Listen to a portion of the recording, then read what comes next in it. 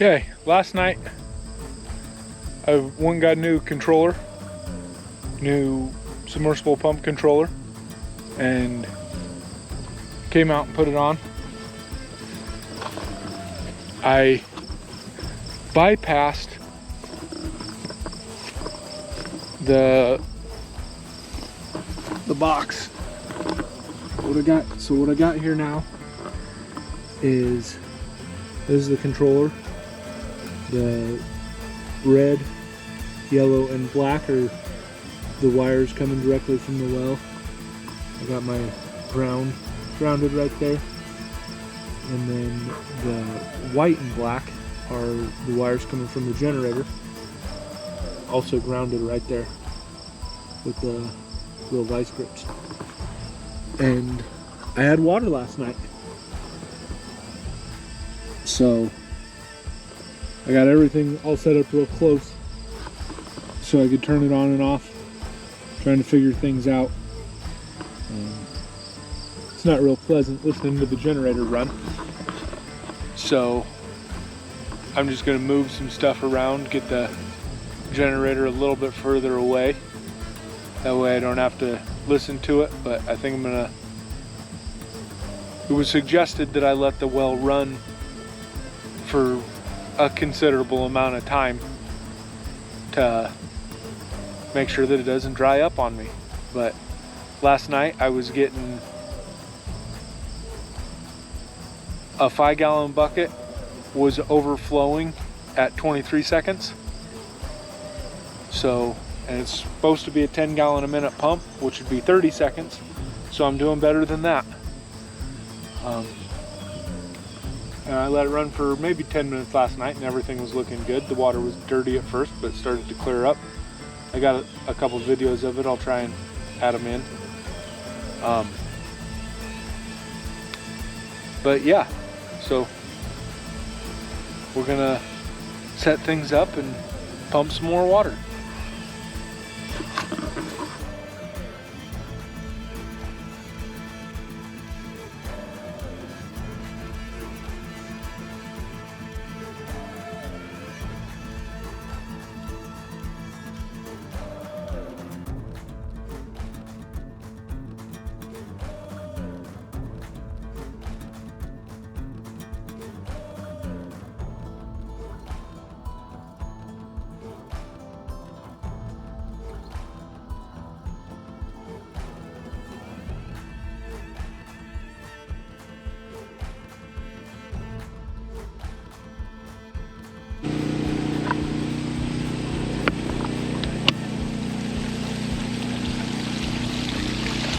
There we go.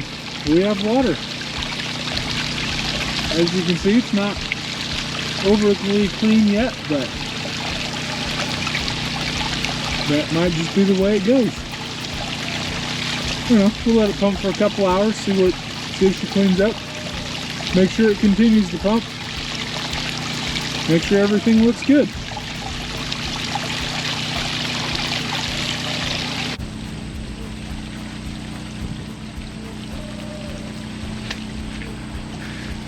We still have water.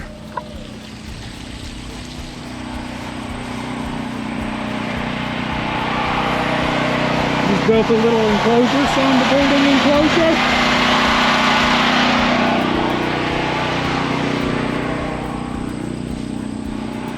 It's a little bit breezy. It's kind of tricky to do that with styrofoam, but we got it. Makes it much more tolerable over here. I'm gonna go get some wire, some electrical testing stuff. I don't know anything about electrical. I'm gonna go get some electrical testing stuff just to look at the numbers we got. And I'll explain some of the grief that I have. We're pumping good, so it's all working out.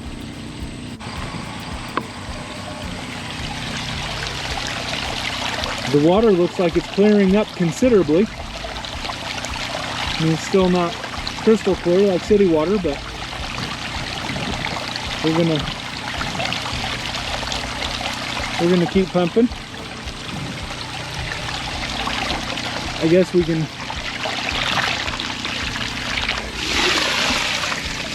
about, and I'm at 28.40.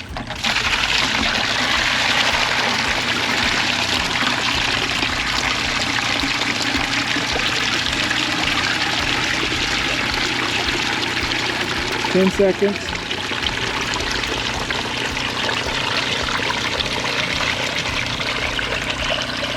$20 seconds.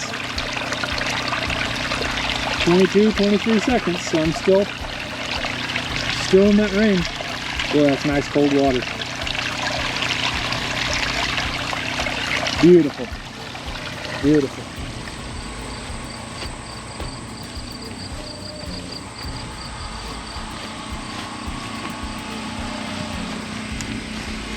Okay,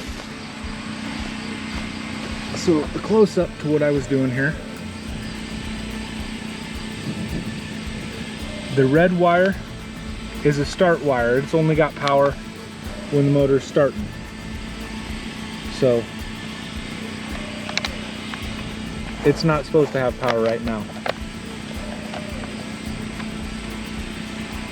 Get one wire at a time.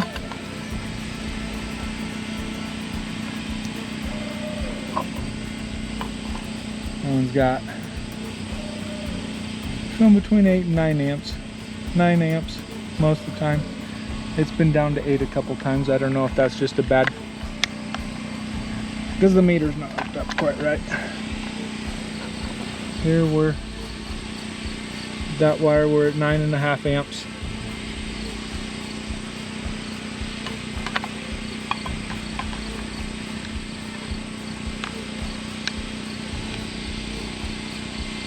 Nine and a half amps. 9.5 amps. And then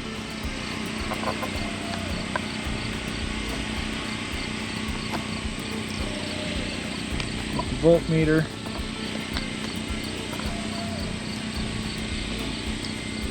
set. Oh, that was set on AC. With the voltmeter set on AC. Ground that one up here.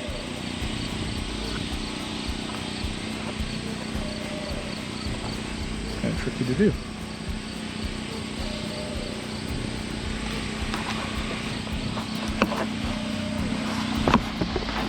And you can see, you guys can see it. You're not going to be able to see what I'm doing, but you can see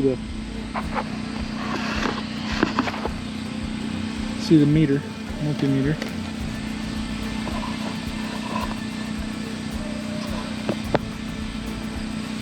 Better idea what I'm doing. Just checking the ground. Got 122 volts at 61.5 hertz. Almost 121.8, 122 volts, 61.5 hertz again. So here you got the black and yellow wires are the ones that are bringing your power. These ones, if you look over here, your black and white hook directly to your black and yellow, So these wires are connected to these wires. And then they also go to this capacitor. The capacitor gives power to this. This is your start capacitor. I don't quite understand how it works. It just gives it an extra boost. The relay, whatever, when you kick it on, gives it an extra boost to get the motor going, and without that your motor doesn't go. I am wondering if my old start capacitor, so yesterday when I was having issues with this, I was drawing 30 amps on each of these red and black, I was drawing 30 amps on the black and yellow wires. So I'm guessing that the start capacitor didn't get the motor going, and we were just trying to, the motor was just drawing too much amps trying to get going. I don't know. I guess I don't quite understand what it does or what it's supposed to do, but I think that start capacitor was bad, and I'm wondering if that didn't burn up my original pump when I was trying to, because I just turned the generator on and waited for it to pump, and it sat there and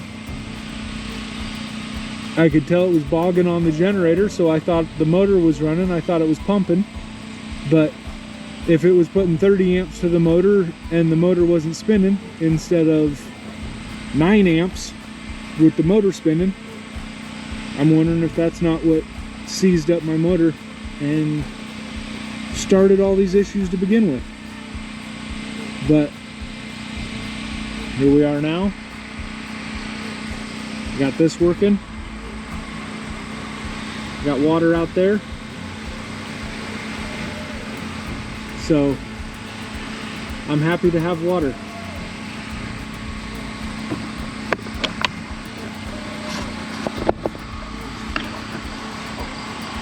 Over the next couple days, get a good angle on this. The PVC here sticking up, I got to get a measurement on how far it sticks up and how long my pitless adapter is, and figure out how much I need to cut off, because the pitless adapter goes down into the pitless unit here. I gotta figure out how much I need to cut off this PVC, and then I'll have it threaded so that I can thread it into the pitless adapter, and then I'll be able to cover it all up, and it'll look like it did when we started. It's been 3 hours. I'm still pumping a 5-gallon bucket, overflow in a 5-gallon bucket in 23 seconds. Which by my math is 13 gallons a minute.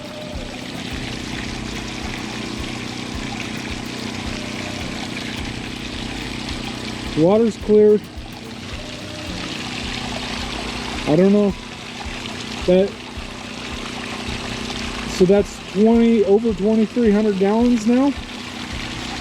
And I don't see ever using 2,300 gallons in 3 hours again, ever putting this kind of demand on the well again. So I think the well's good. My septic has a design flow of 600 gallons a day, and that's, I think, about 50% oversized, just for safety. So that's 600 gallons in a day, not even, an hour or 3 hours, and I've already pumped 2,300 gallons out in 3 hours.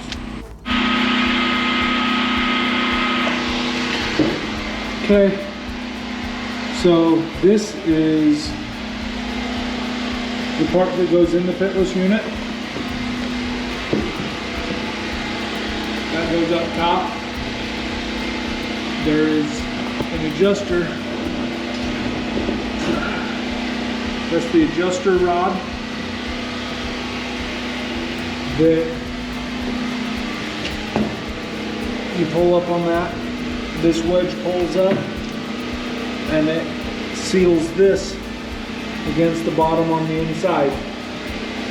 This thing is 5 foot long from the bottom where it sits on over there, and it is 62 inches to the threads. So, knowing that it's 5 foot long, I'm going to order 5 foot, I'm going to order 6 foot Weatherford, Iowa hydrants. They're probably the Y34s. I don't see any reason to order the Y1s. It's a 3/4 inch or a 1 inch hydrant. I'll order the Y34s. 6-footers, just so they stick a foot out of the ground higher than they would.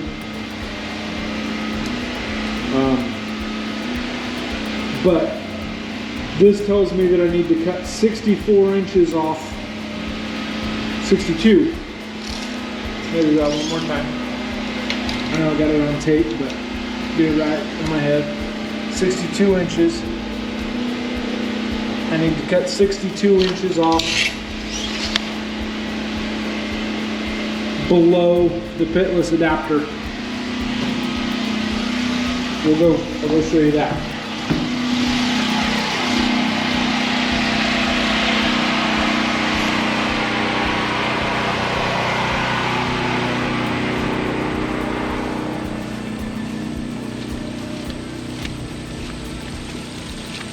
It is 2 hours later. Got good clean water.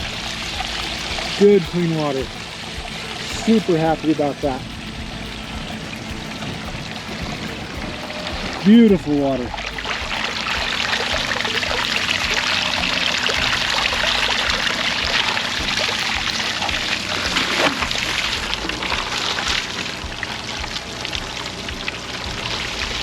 Wait, 3 minutes 10.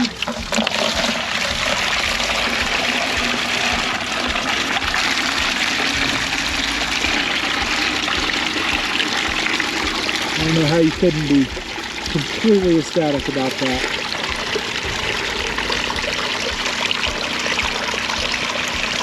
"20 seconds. 23 seconds, we're overflowing. It's steady.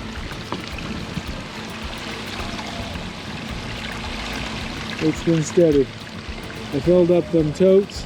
They took 22 minutes apiece. Just been letting her run. Anyways,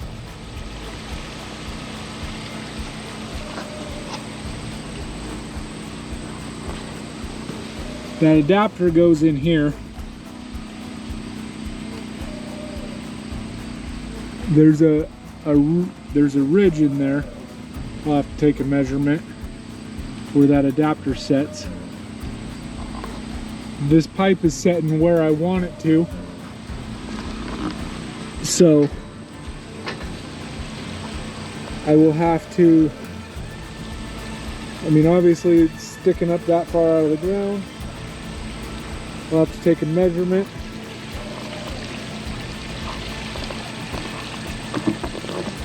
We'll do that real quick.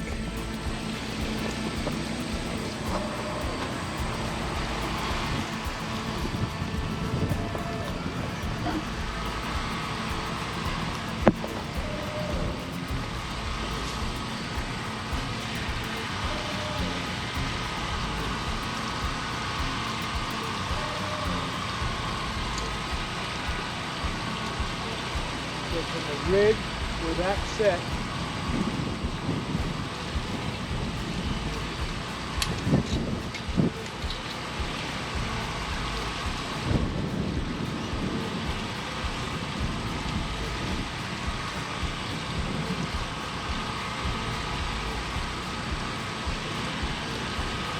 so this fitting is 57 inches.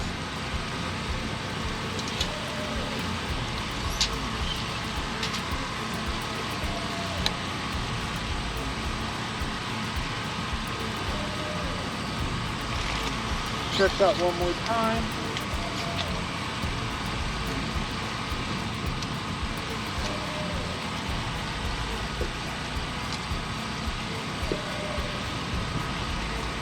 On the rig, still 57 and a half. Doesn't matter if the pump moves up or down a couple inches.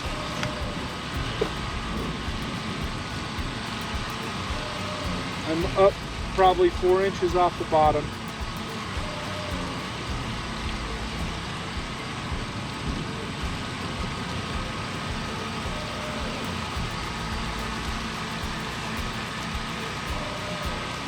So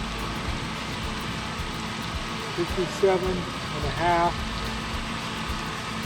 is how high, and 57.5 from the flange to there, which all needs to come off, plus 57.5 plus threads.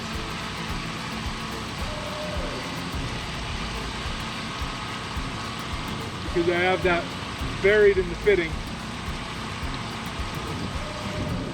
so the threads aren't exposed. So I need to measure 57.5. I need to measure 57.5 from where the threads start, not from the end of the pipe. So 57.5 plus the threads, and then we were at 62 for the adapter. Plus 62 would be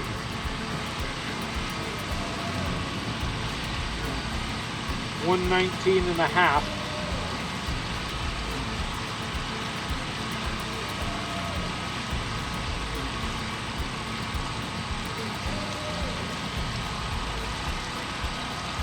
Plus the threads.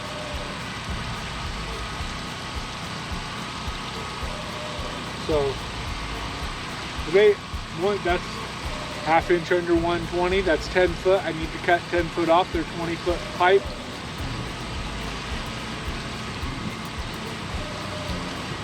So I should be able to cut it in half and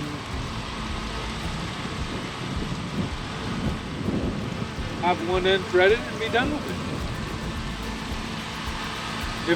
When I cut it, so I'll cut it at 120 inches, threaded. I gotta pull this back up to the coupling, take this piece of pipe off, cut it at 120 inches, thread it,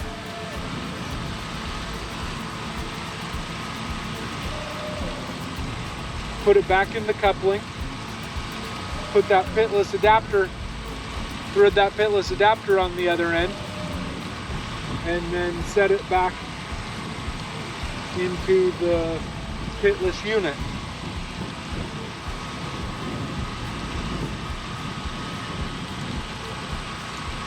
And then we will be ready to have water again.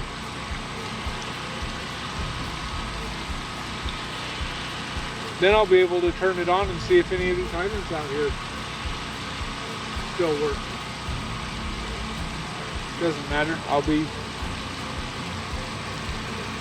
be ready to dig the trench to the house, run water to the house.